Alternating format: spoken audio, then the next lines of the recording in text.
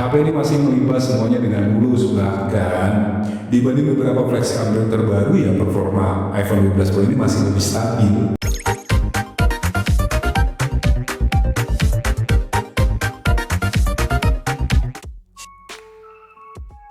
iPhone 12 Pro, yaitu mantan flagship yang masih berkelas atau sudah ketinggalan zaman.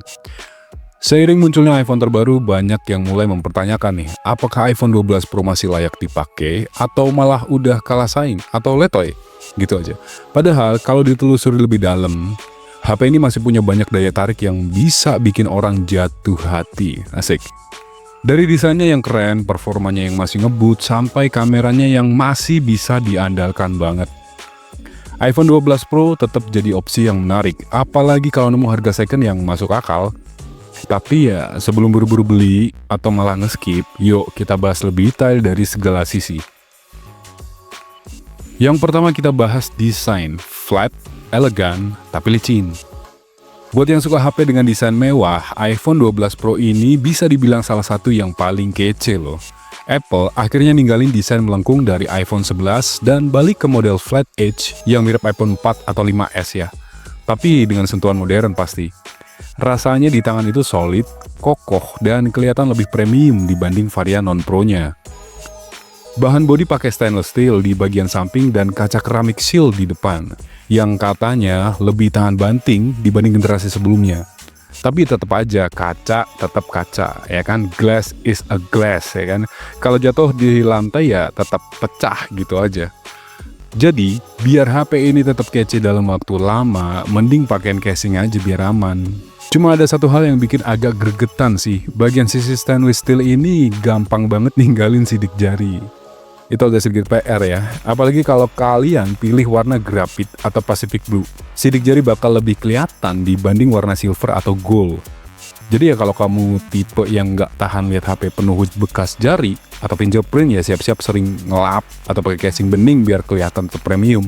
Yang penting mah kelihatan logo Apple, ya nggak sih? Lanjut ke layar. Super Retina XDR yang tajam, tapi dari segi layar, iPhone 12 Pro ini jelas bukan kaleng-kaleng cuy. Super Retina XDR 6,1 inch dengan teknologi OLED bikin tampilan gambar lebih tajam, kontras tinggi, dan warna lebih akurat. Resolusinya juga udah tinggi banget, jadi kalau buat nonton Netflix, scrolling medsos, atau main game dijamin puas deh. Tapi ya ada satu hal yang mungkin bikin sebagian orang kecewa. Refresh rate-nya masih 60 Hz. Ya di saat HP flagship lain udah pakai 90-120 Hz, bahkan HP 1 jutaan pun zaman sekarang udah pakai 90 Hz. Apple masih aja bertahan di 60 Hz. Emang sih, berkat optimalisasi iOS, animasi dan transisi tetap terasa smooth, ya kan? Tapi kalau kamu udah pernah pakai HP dengan layar 120 Hz ya bakal kerasa banget bedanya.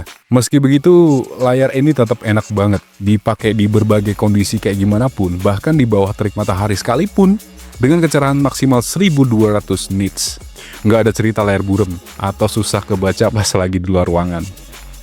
Performa masih ngebut atau udah mulai loyo? Ditenagai chip A14 Bionic, iPhone 12 Pro masih bisa dibilang kenceng banget buat ukuran HP yang udah berumur beberapa tahun yang lalu ya. Prosesor 5 nanometer ini bukan cuma cepat, tapi juga hemat daya, bahkan di tahun ini masih jarang ada aplikasi atau game yang bisa bener-bener bikin HP ini kewalahan. Hebat nggak tuh?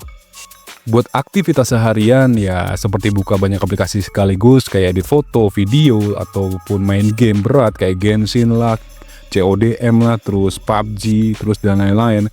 HP ini masih ngelibas semuanya dengan mulus, bahkan dibanding beberapa flagship Android terbaru ya performa iPhone 12 Pro ini masih lebih stabil dan minim throttling, itu yang penting sih. Dengan RAM 6GB di iPhone mungkin kedengarannya kecil sih dibandingin beberapa HP Android yang udah pada pakai RAM 12GB bahkan sampai 16GB lebih. Tapi iOS beda ceritanya sih. Optimalisasi sistemnya bikin RAM 6GB di iPhone itu bisa bekerja lebih efisien, lebih hemat daya, dan lebih ngebut. Jadi, multitasking tetap lancar tanpa harus sering refresh aplikasi di background. Jadi ya kalau ditanya masih ngebut nggak sih atau udah mulai loyo? Jawabannya masih ngebut parah. Lanjut ke bagian kamera, masih salah satu yang terbaik kah atau sudah ketinggalan? Kalau soal kamera, iPhone 12 Pro ini masih layak banget buat dijadikan senjata andalan. Dengan 3 kamera belakang 12 megapiksel, ya kan, wide, ultra wide, terus telefoto, sama-sama 12 megapiksel, plus sensor LiDAR, ya kan. Hasilnya, jepretannya tetap tajam, detail, dan minim noise, bahkan dalam kondisi minim cahaya. Lalu, apa yang bikin kameranya spesial? Yang pertama, night mode sekarang ada di semua lensa, termasuk ultra wide. Terus ada diffusion dan smart HDR3, jadi bisa bikin foto kalian lebih detail dan warna lebih natural. Terus LiDAR scanner, ini fungsinya buat autofocus ya, biar jadi lebih cepat gitu loh, terutama di kondisi yang gelap. Terus ada Dolby Vision HDR video, jadi memberikan efek hasil video lebih sinematik, cocok untuk konten kreator, walaupun nggak ada kamera sinematik ya. Tapi ya nggak semuanya sempurna sih. Ada beberapa kekurangannya. Zoom optiknya cuma 2 kali, kalah sama flagship Android yang udah punya periskop zoom sampai 10 kali. Tuh. Terus kamera depan masih 12 megapiksel, meski hasilnya bagus, resolusinya mulai terasa kalah saing. Ya, namun begitu kalau kamu cari HP dengan kamera yang bisa diandalkan dalam berbagai kondisi ya, iPhone 12 Pro masih jadi pilihan yang kece badai. Lanjut ke bagian baterai. Ya lumayan sih, tapi nggak istimewa banget. Daya tahan baterai iPhone ini masuk kategori lumayan oke. Tapi nggak bisa dibilang luar biasa. Dengan pemakaian normal, chatting, sosmed, streaming, foto-foto, video, dan lain-lain, baterainya bisa bertahan seharian penuh. Tapi, kalau dipakai buat gaming atau ngerekam video 4K dalam waktu yang lama, ya siap-siap aja sering ngecas.